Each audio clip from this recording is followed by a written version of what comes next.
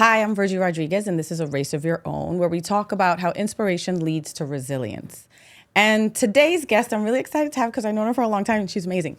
Executive producer. She has over 2 decades as an executive producer and development executive. She's worked on redemption-centric biopics, which I love that phrase. The First Lady of BMF, the Tonesa, and I think I'm saying that right, Welch Story, has worked with Fox and HBO. She's an advocate for philanthropy, lending her support to organizations like Delta Sigma Theta Sorority and Zawadi Cultural Collective. She wants to continue to amplify the stories of people of color, underscoring her commitment to driving fresh perspectives and inspiring, meaningful change. Ms. Delece James.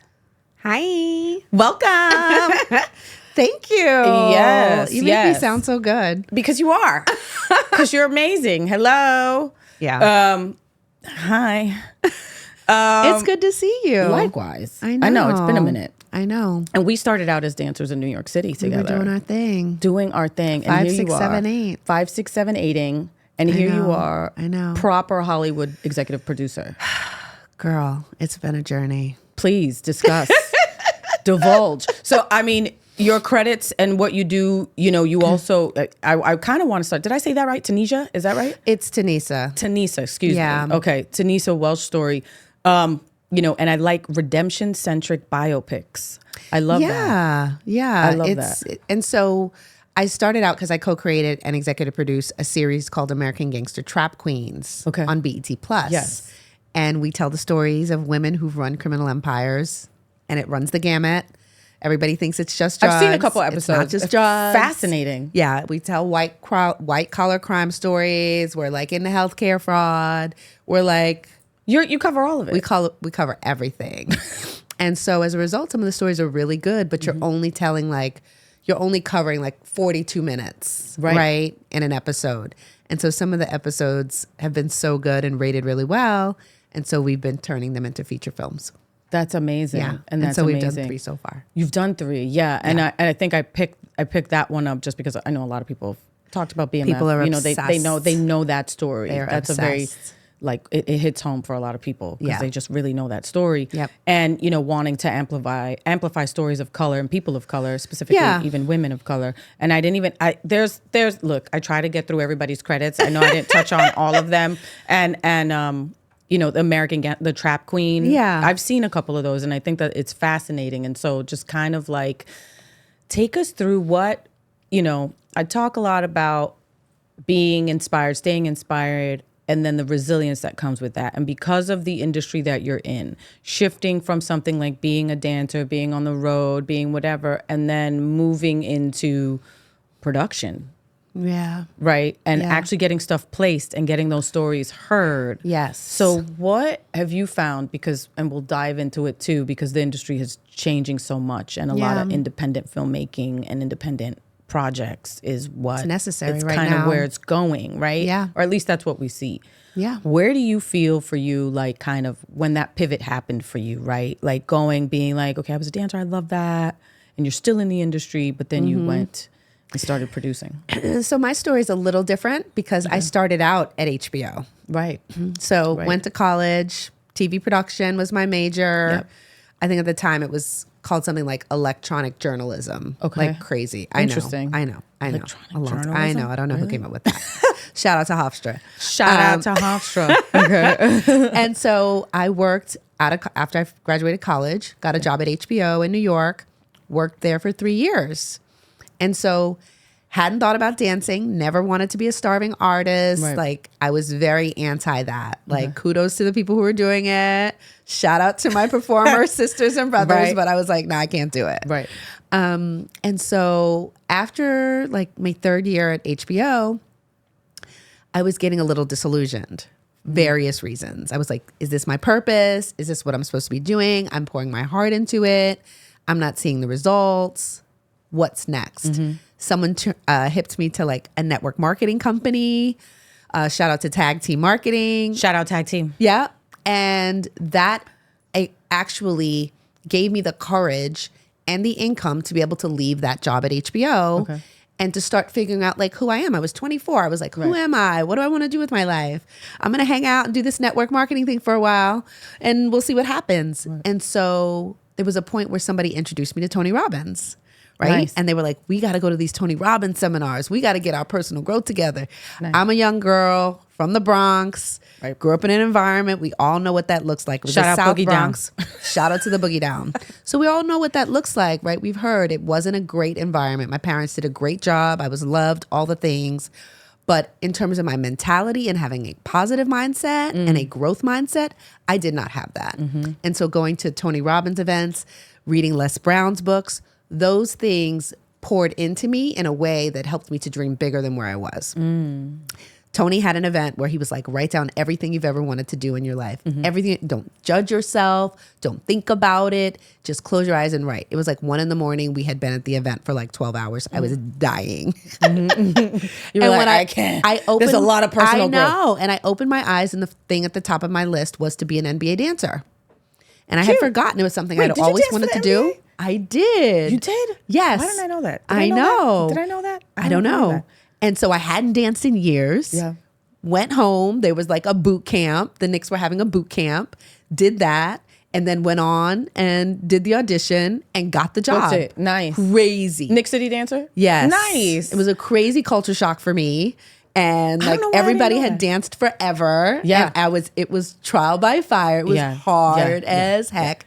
I also had some like personal things happen in my life at the time that were like crazy. And so it made that experience even harder. And so I auditioned for the Nets the next year. And that environment, I really flourished in that environment. Like I found my tribe, my dance tribe. I was there for a couple years. And through that, I was able to make a name for myself and start doing backup dancing. So I was dancing for Ultranate. Yes. And then Deborah Cox. Yes. I'd see. Shout out Deborah Cox. Shout out Darren Henson. Shout out Jermaine Brown. All the Jermaine Brown. Oh you know what I mean? Giving me my shots. Yes. So. Because I'd see you at radio shows, at promo shows. Yes. And I think you were with Deborah at the time. Yes. And I was with Vitamin C. I remember that. And we'd always see each other backstage. It's crazy. I know. So anyway, go ahead. Sorry. Yeah. And so I did that for a while. Yeah. And that brought me to LA because I was like, oh, I'm going back to New York all the time, traveling to Europe, all these fabulous places. And I was like, ooh, I need to change my environment. I'm trying to change my mindset. It's not going to work unless I change my environment. Nice. And so we did some shows in LA and I was like, what is this place? I got so excited when I got off the plane. Yeah. I was like, what are these palm trees? Right. The sunshine. This is so nice. Everybody was smiling. Right. I was like, oh, that's different. And chill. That's different than home. Yeah. And so I stacked my chips and moved. I think it was like within a year. Nice. And my family was so pissed. Devastated. They were like, we don't do this. They're like, you're making a mistake. They were like, everyone in our family lives within like 6 blocks of each other. Oh. Yeah. Is most of your family still in New York? Yes. Okay. I have some in Atlanta too. Okay, cool. But yeah, mostly in New York. Okay. And so I moved. It was great. But then I was like still doing some shows. Yeah. Traveling. Yeah. Right. And then I was like, what am I doing with my life? I had a boyfriend at the time. I was struggling to keep that together because I was always away. Right. And it's not as easy as it is now. And so I was like, you know what? I'm going to go back to the other side of the camera. I was like, I'm going to do this. Nice. I remember there was I don't remember when it launched, but there was an HBO office in LA that had started. I think it launched when I was at HBO New York. Okay. So I remembered that. It's back when my memory was still really good. So I called, bold, and I was like, first I called my old employers in New York. I was like, you guys still there? Great. I'm about to call this office in LA. Can I use you still as a reference? They were like, oh my God, we remember you. We love you, blah, blah, blah, blah. And I'm like, nice. Awesome. So I told a woman, Joy Brandt, shout out to her. Shout out, Joy. She took my call. She brought me in for a meeting like that week and put me in the temp pool that week. Nice. And so from there, within like a month, I got a job. I think it was HBO, the comedy festival maybe, was there for a year. That was also like one of the hardest jobs of my life. I worked for somebody who was like this huge like personality, but that was like, yo, it was tough. That was a tough job because I was all coming from this like warm, fuzzy environment, like independent.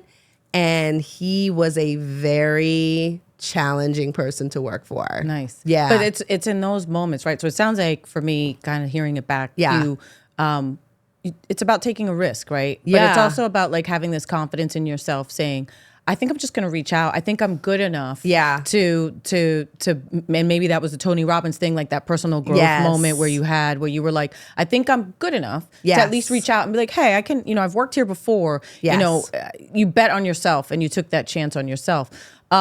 When you found yourself kind of working with this next person that you're challenging, isn't that like a moment of growth though I didn't realize it at the time. Right. But it was, but I'd always heard that, in this business, like people are going to force you to develop a tough skin. Mm-hmm. And I didn't have one at the time. Mm-hmm.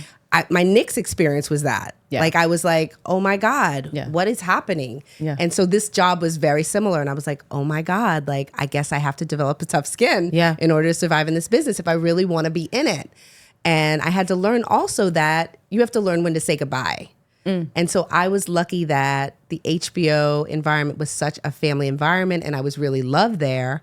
And I was able to leave that position and get another position in a different department, which was HBO Films Production. Right. And that's where I was really, at that time, supposed to be. And so I was in that job for, I think, a little over 2 years and just soaked up films production. Like I was a sponge. And they were like, you are about this production life. And I see you as a production exec and all this stuff. And then, wait, what happened then? I decided I wanted to be in development. Because I had been reading scripts. Because when you're a production exec, you're reading scripts, you're looking at budgets, all that stuff. And I was like, oh, I love this creative part. Yeah. I love being able to kind of like read the script, but also like think about changes and character development and all of that. And so my boss at the time was like, what? You're like, what are you doing? What are you doing? But do you feel like, looking back on all that, right? Because it sounds like in those moments, right, you're like going through it and you're like, what the heck is going on? Oh, yeah. But then now doing what you're doing now and doing these shows and doing this content, basically, do you find yourself looking back and going, oh, I pulled this skill out of when I was there and I was doing that. And you're like, oh, I am well equipped. Because sometimes, I don't know, just even for me sometimes, and I'm sure maybe for my viewers, like you find yourself in these moments where you're like, I don't know what I'm doing. Or, you have to take a risk or you have to have that extra level of confidence. And then you tend to start to remember, oh, when I was working at HBO, and I wanted to switch into development more or whatever, or when I was working in production, I did that already. Yeah. That's that skill I learned, and sometimes we're more equipped than we know. It's true. Or we remember. It's true. Right? And so how do you find when you now, from all of that experience, you find a project you want to work on, do they come to you? Do you develop them? Do you search out? Does something give you an idea and you go, I want to do that? Or is it a mix of kind of both things? It's really all of that. Okay. It's really all of that.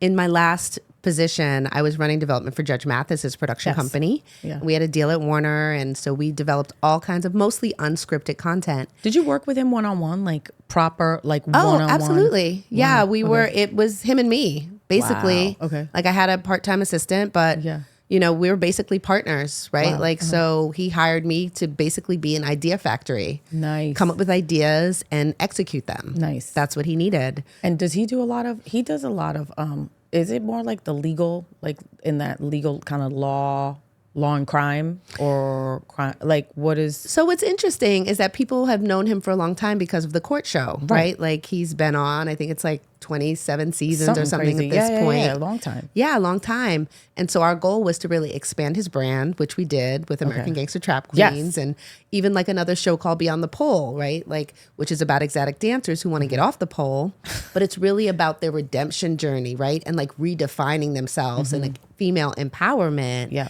And so he really is a reason why I started to focus on these redemption stories about women. I've always been fascinated by female stories, right? Right. But I never thought about the redemption part until we started talking and he told me about his own personal journey from gang to gavel. I didn't know that about him. Yes. I didn't know his story. I knew he had done stuff and I know his show, obviously, because it's been on for a long time. Oh, yeah. I didn't He grew up as a that. tough street youth in Detroit. Yep. I didn't know that. Oh yeah.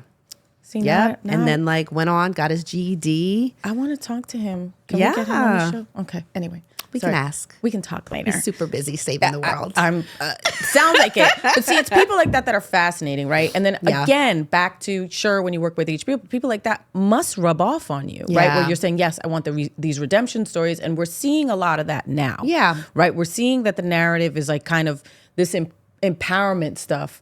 And how important that is to a lot of people. Yeah, because it's like we can't discount people because they've made mistakes. Right. Right. And I think that's the part that is always challenging, in everyday life, right? People want things to look perfect. Right. People want to be perfect. Right. And it's like, why do we put that pressure on each other? Right. Why do we put that pressure on ourselves? Right. Like, I've been fired from jobs. Yeah. But people are like, you can't talk about it. Because like, it's a stigma. It's a scarlet letter. You'll never get hired again. Oh, well, we'll talk about being blackballed in this industry, which is a whole other episode. I mean, but we're here now. And I find that I'm gonna go down the hole. Go down the rabbit hole. But a little bit. But I feel like as women of color, very educated. We have our degrees. We're very smart. We are independent. We have our friends, our family, et cetera. Yeah. We just have lives. Yep. Right? Full lives. Full lives. One thing I've learned being in the industry, and I love the industry. I love being creative. I think that's why you're in it too. You don't do this because it's like, sure, there might be a payoff, and sure, you might do some really cool stuff. I love and it. like, but it's not about it's not really about the money. Yes, I want to get paid for my work, but and I do have gripes because it's like, I've even witnessed, or even just for myself experienced online, sharing something, and then, you see somebody else do it with a bigger platform or with more money, and you're like, wait a second. And then you see them lift something else, and then you're like, wait a second. You know what I mean? And so what I've learned in the industry, unfortunately, is you can have all the things. You can be really pretty. You can be really funny. You can be, lively and whatever. Don't be smart. Don't be smart. And when you are smart and you show that you are smart as a woman, woman of color, it's held against you. Yep.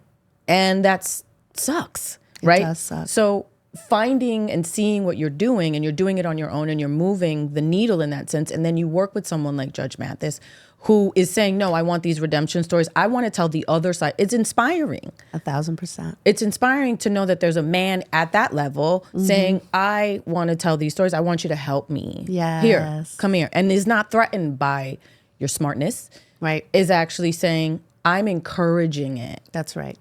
I'm encouraging you, Delece. I see something in you, and I'm not threatened by that. That's right. He turned his life around, and I don't know too much of his story, but what you just told me. So it's like inspiring you, like, not that you needed to turn your life around, but Don't we all? But don't we all? But you, he saw something in you, and wanted to encourage that in you, and say, I want to lift you up. Hey, look, I got this story. I got these stories. I want to tell these stories. And you're probably like, oh, hey, what about this? And then it inspires you to be like, what about this? What about that? Even if it sucks, even if I'm sure there were maybe moments he was like, never, no. But you were still like, that's okay, because he's still encouraging you. He's still giving you kind of this platform. And so I'll get off my soapbox now. No, it's all good. Yeah. But I feel like it's all good stuff. When you're talking about this, it's great to hear that there's people like him in that place. A black man turned his life around, came back, and was like, hey, come on board. I see something in you. Come work for me. Come. And we don't hear that a lot. On my soapbox a little bit. No, it's all good. But what would you say to women, especially young women, and I always, that are just out of college, or just, that are like, I don't even know, because the business is changing. The industry is changing. It has changed. As we speak. It has changed. And I don't want to, I hate asking, where do you think the industry is going? I know. Because we both kind of work independent in that sense, and you work independent. Yeah. You've showcased that just through, I didn't even say nominated for 2 and NAACP Image Awards in 2024. Yeah. I didn't even say that. I right? know. And you have an award-winning really short film proud. called Devil Ain't Pious. Yeah, really which proud. I want to kind of go down that, down that road as well. But, I would say you that right now it's important to lean into what you're passionate about. Right. you know, because the business is changing so much and it's changing. We don't know where it's going. Right. What we do know is that companies are hiring less people. Yep. They're doing a lot more production overseas, right? And so they're asking a lot of people to wear a lot of hats. And so if you're being forced to wear a lot of hats, no matter where you are, Quit. No, you I'm should kidding. really enjoy what you're doing. Right. Yeah. If you're going to be working yourself to the bone, you should at least love the content, the area of the business, whatever it is that you're in, because Right. you're going to be working your butt off. Do you feel like maybe Newsom just came out and said, you know, he might have a tax incentive for California. We I don't did really hear know about what that that. plan looks like. Like, Yeah. do you think that would help? At least specifically here in Los Angeles, because we're here. But I mean, if it's competitive, right? Right. And so a lot of people are optimistic about it and saying that it could move the needle. yeah. But we just have to wait and see, yeah. right? Companies are, especially since the strike happened, you know, there are a lot of ramifications to that. And I'm excited that we continue to fight for our rights. Yeah. But we also have to understand that there are consequences per these big companies that they are going to make us pay in other ways. Right. Right. and do you feel how strong of a stronghold, or what do you think AI has on a lot of this? Yeah. I mean, I keep hearing, you know, AI all day. Right. And I think it's a blessing and a curse, right? Yeah. Like it's giving, Me it's too. taking away. Right. Because yes, So- I'll use ChatGPT. Yeah. So yes, as absolutely. we are being asked to do more and wear more hats, AI is helpful, right? Right. With that, right? Like it's a great assistant. Right. It's like, I need to know, you know, how many movies were nominated for this. Right. Like, and it can be like, boop, boop, boop, boop, Yeah. boop, boop. It'll Yeah. run it down. But in terms of like creating decks and stuff, which is what I do, and it's part of my job in development, I don't want AI to take that. Right. Because that's part of what I do. And as a consultant, which I am now, Yeah. right, to different companies, I want to be able to continue to market that Yeah. as a service I provide Right. that makes what I do unique Right. over AI. But also it's kind of like it's niche too. Like, let's say you're creating a deck or something about whatever the shows are, whatever, you know, there's going to be probably information that might not be that AI can't get to because it's niche to what you know, like, you know, maybe specific data, or, you know, something about the story Yeah. that was never written anywhere else or Yeah. something. So there is this human touch that I feel like can't be taken away and can't be replicated or replaced. In Fingers that crossed. sense, you know, and, you know, another thing too, and I think it's, again, these redemption stories and what you were talking about, you know, how important do you feel like it is that we tell our stories from our perspectives, right? Or we help tell Yeah. our stories. Yeah. Right. Do you feel like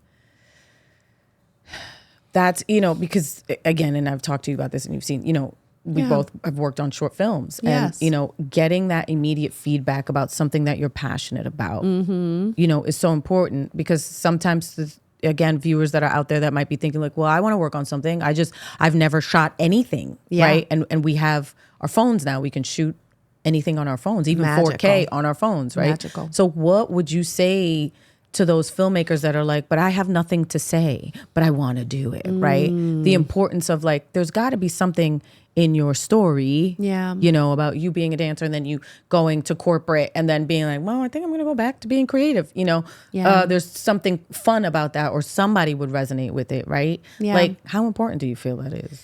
I think it's really important for us to tell our stories for like multiple reasons, right? And I think sometimes people also, when we talk about telling our stories, they have to recognize that not all people of color are the same, right? And Right. so you may want to tell a specific story about a young girl from the Bronx who like becomes a dancer and then a TV exec, but the person from, let's say, I don't know, the black person from Omaha, Nebraska, wherever, someplace like other Somewhere than else. a big city in the country, Right. can't tell my story because they didn't grow up in my environment in the South Bronx, dealing with all the things that I was dealing with. And in a family with the parents that I had, right? Right. It was like all of these very things unique to you. that are layers that color who I am. And so I think it's important for people who are whatever environment or world or city they live in, they should figure out what is important and what they think, not important, but what they think is, what they think would resonate with people in crafting what their story would be, whether that's documentary or a scripted series, feature film, or even a novel. Yeah. Yeah. Yeah. And I feel like sometimes people get so caught up. Well, I've never done that. I've never written a book. Yes. I've never, Yes. whatever. I say that. Yeah. Yeah. I say that. Like, well, I've never done that. I say that. Yeah. But there's so much access now with not even just like Google, What right? about, like, The Tubi? internet. What do you think of Tubi? I love it. You just jump in. I love you. I have good thoughts about Tubi. Because you said that. I Because have you're like, good there's so thoughts. much access. I have good thoughts and I about just thought Tubi. of Tubi, and so many people are like, oh, my film's up on Tubi. And I'm like, that's great. I celebrate anybody who has a film on a platform. That's a Right. big deal. Right. Coming where and most of the people who have those films on Tubi are coming from a place where they never made films before. Right. Right? Or never thought they could make films. Even if Right. they've made a few. They never thought that they could be in that position. So kudos to Tubi for giving people that shot. Right. And also creating a rev share model that's attractive to filmmakers. Right. And creators. Right. How dope is that? So do you feel like, I'm just like, tell me it's all okay. your thoughts. It's okay. And so also I think that people should just get out of their comfort zone, stop focusing on what you can't do, and figure out what you want to do. Right. And then put the things in place that you need to do it. Right. Whether that's bringing people you know who know things, read some books, go to some seminars. There's no shortage of information out there. Right. You just have to take the first step. And it doesn't have to be perfect. I think that's something also that, like, tying back to what I said earlier, we've all been built, especially people of color. We have been charged with being perfect all of the time. We can't have a misstep. Nope. You have a misstep, you'll never make it. But you still have to kind of like, for lack of a better phrase, yes, It's true. Like, we got to play smaller Right. But still be perfect. and still be perfect. And whatever that role is, it's a lesser role that they want you to have, but Right. it has to be perfect. Right. Don't mess And that up. is exhausting Yes. and Yeah. impossible. That's an impossible mark to hit. Yeah. And so you have to just start. You have to just Being start perfect. and try. you have to start. You have to Being just perfect. stop trying to be perfect and just Right. start. You know what I Right. mean? Who cares if it's not right or if your lighting's not right or the sound's not right at first? Just try. Right. If you don't know how to write, read a book. Right. Read a bunch of books. Figure out what the format is, right? And you'd be surprised, like what I find too with social media and the power of social media, how, like I keep coming back to this, but it's like once I realized who I was inspiring, once I realized who was coming to watch my stuff Yeah. and be inspired by that, I was like, well, then if we should be more inspiring more than anything to go, well, then I need to keep going. Then I need to, why would I stop? No matter what they say, no matter what they do, no matter how they come at you. Yeah. It's even more empowering to be like, but we do doubt ourselves. We do, because we're not, oh my God, I don't have the budget, but I don't have the this, or I don't have, it's like, it doesn't matter. You're doing something right, but people sometimes aren't going to tell you that. Imposter syndrome is real. Yo, It's real. there's so, so where do we take our power back? And that's the challenging part. It's like, Jump here too, Yeah. because I wrote down some questions as like, what I think viewers would want to know, and that's, what's like a common thread you have seen for people that get their projects picked up by a bigger platform if they don't want to go to Tubi, if they want to work with Amazon, if they want to work with HBO or Fox or whatever, or Judge Mathis, right? I think the through line for any platform, including some of the, the Digital. AVODs and the TVODs and the, VODs, is passion. It ties into what I said earlier. It's like, you really need to be passionate about what you're doing. It starts there, right? It starts with passion. We want to tell a lot of different stories. People come to us, tell this story, tell that story. But if you as the person who's presenting it is not passionate about it, it's less likely that buyer is going to want to greenlight that project. So you have to start there. Why do you care about this project? Why does this project need to happen? And what they want to know is why now? Yeah. Why is the project important now? Do you see, again, the studios we're at a very crucial moment right now. It's a challenging time. It's a challenging time right now. Do you see them greenlighting stuff the same way they were before? Do you think, because I have a certain, Yes. do you think that it's gonna be, okay, you Delece, go shoot and go do the whole thing, Yes. and then come to us and then we'll just pick it up? Do you see it moving that way more versus them actually investing in, let's say, a series or a film or whatever? I think it depends on the network, right? And They're when I all say different. network, I'm saying streamer, cable, broadcast. Studio or even studio? It just depends. Okay. You know, like there's definitely been some constriction. And so you can even see from looking in the trades, they're buying less. Yeah. You know, and you're hearing that the licensing business is picking up, you know, and so that they're, you know, and I'm not a buyer, so I don't understand Right. how that business model works. But I have heard that there are more people independently producing their projects. So that means they're either putting their money into the project themselves, finding an investor, producing it, getting it in the can, right? So that includes color, music, all the things, and then going to a network and asking for a licensing fee. I have seen that. So I don't know why, because I'm not, you know, that's not your thing. That's not my thing, but I'm also curious. Right. Please tell us if someone knows in the comments. Right, please. Shout out to my viewers. Leave it in the comments if somebody knows. If you have some intel. Yeah, if you have some intel about that. And I think it's I don't know if it's cheaper or not, but maybe it's just like an expense thing, right? Like it's just less expensive. It's better to just say, "Hey, you came up with a series or a movie or whatever, and we're just going to we'll just license it from you, or we'll just buy it off of you or whatever." You know that, Well, it makes sense that it probably is cheaper if you look at the bigger picture, because that's just like, you know, let's say one executive on their side. Right. Let's say two. Let's say there's a business affairs person and a licensing person. Versus if they're actually doing an original where they're giving you the money, there's so many different departments that are involved in that. That's what I would guess. Yeah. Yeah. It seems like that's So kinda that's where more it's money they're spending for more headcount. versus just like, oh, these are business affairs and licensing. Yes. There you go. Yeah. And another thing that I touch upon here, especially for the viewers, is, you know, you've had such a kind of steady career in that sense, right? Girl. Like this. I mean, I know there's been up and downs, Yes. but you've always I had a job. I get fired from the job. I have a great job. I'll have a great job for like 3 years, and I'll get a new job, and they'll be like, "Oh, you're trash," and I'll be like, "I just had this job for 3 years. What do you mean? Right. I am dope. Do you know I am so Hello. dope?" And I'll be like, "It's not a good fit." It's not right. I got. That's what I've learned. Yeah. That it's not necessarily me all the time. Right. It's the environment, and it's not a good fit, not even for them, but for me. Right. And Mental that health. was really empowering for me. Not even mental health. Really? But just like, you know how like you have a friend group and you have multiple friend groups.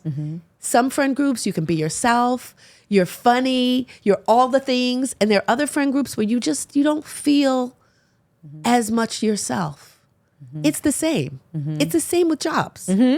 You know what I mean? That environment can make or break you. Yeah. Yeah. Or you'll just step away and have learned so much and have grown so much. Or you'll been, you'll keep trying and then Yeah. you get fired and then you learn the lesson.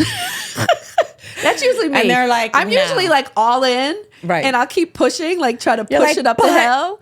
And I like, have I can hope." do it. I can do it. I can turn it around. And they're like, no, it's No. not going to work. I'm Not like, gonna all happen. right. What do you feel, you know, a piece of advice for viewers specifically, you know, a lot of what I talk about is, you know, being in a race of your own, what that really means and what that really looks like. Sometimes you'll be going uphill, downhill, sometimes you plateau, and sometimes there are tumbleweed moments where there's literally tumbleweed and you're like, I don't know what to do, right? And there's just a fork in the road and you're like, my God. You know, so what piece of advice could you give viewers in that sense when you find yourself in those moments where it might just be a tumbleweed moment and you're like, I don't know. Ooh. That's a little loaded question I always like to give people. I would say because I've been in those moments multiple times. When I've left the Knicks, I was in that moment, right? Because I got fired from the Knicks. Oh yeah, because it wasn't a good fit. I had some other personal stuff going like on. crazy things, and so my head wasn't in the game. Yeah, even though I was so excited about it, hypothetically and and so I was in that moment. I went to Broadway Dance Center. Yeah, I was like, da, da, da, da, and they were like, "What? You're amazing!" And I was like, "I know I'm amazing," right?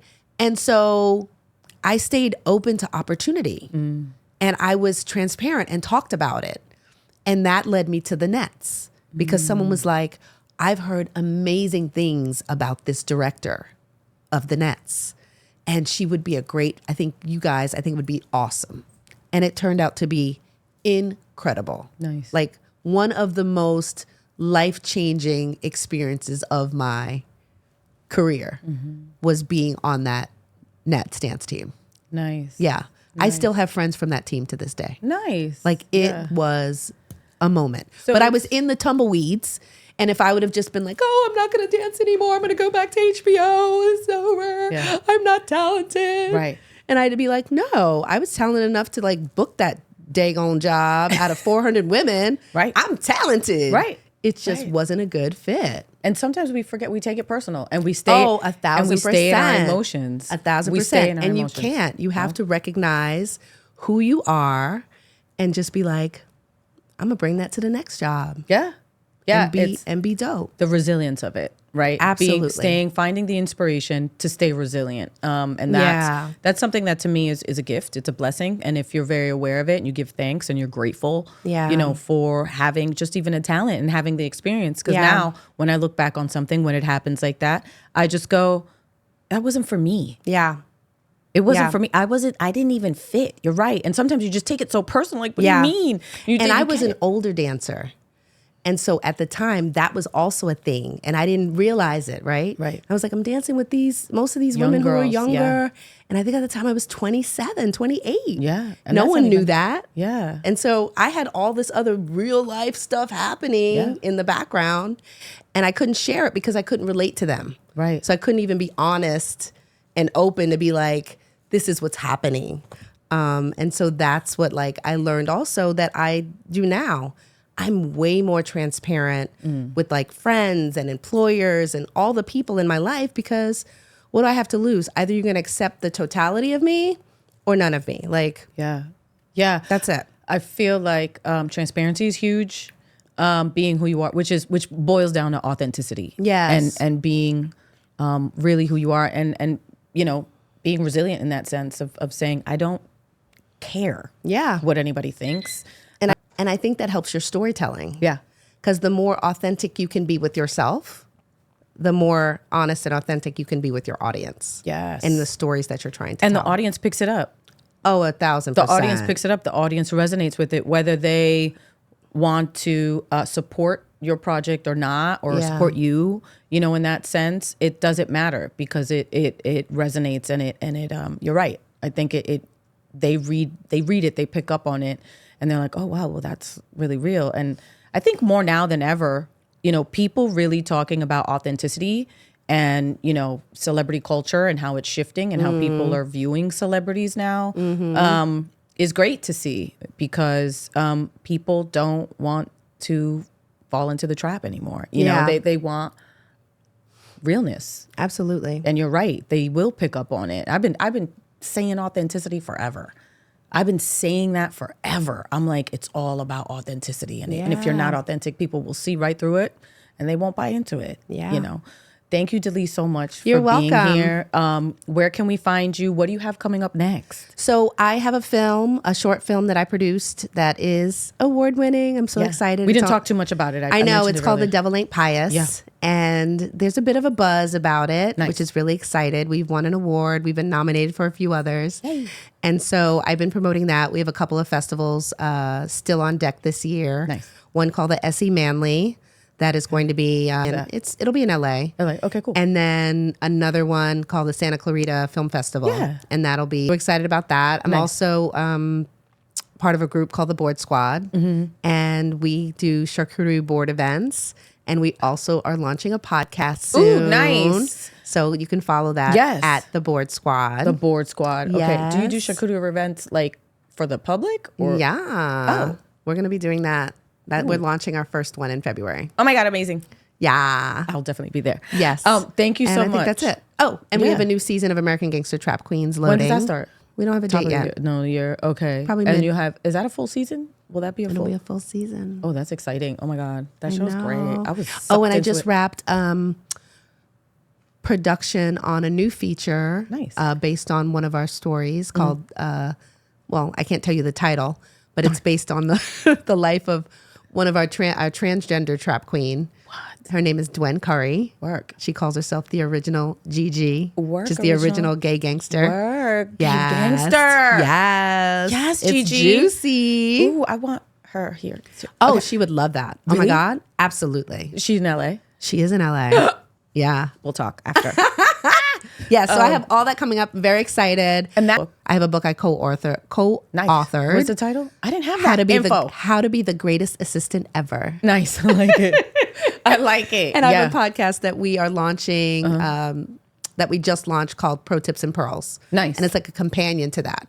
So it's But helping people to get started in the industry. Oh, okay. That Pro Tips and Pearls. But then the charcuterie is also a separate podcast. Separate. Okay. Love it. I was busy. You're a busy woman. I'm busy. You're busy. And I Yes. love it. I love it. Thank you so much You're for welcome. being here. Thank you for having me, friends. Of course, friends. I miss you. I know. I miss you too. We got to I go for know. margaritas. Margaritas. Flaming margaritas soon. Cadillac. Cadillacs blended. With tahini. With tahini rim. Uh-huh. I can't wait. Okay. All right. This is Virgie Rodriguez for A Race of Your Own. Remember to subscribe. Leave me comments down below. If you have questions for Delece, leave them below. Let us know. And stay tuned. Bye.